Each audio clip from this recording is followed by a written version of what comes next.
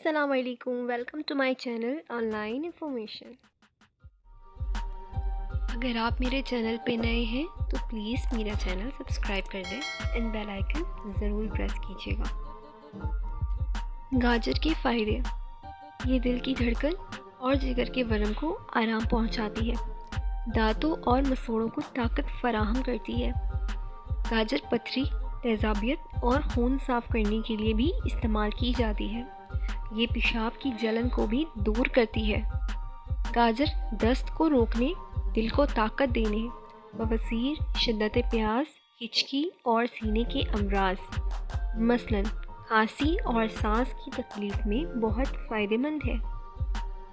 मैं उम्मीद करती हूँ कि आपको मेरी दी हुई इन्फॉर्मेशन पसंद आई होगी।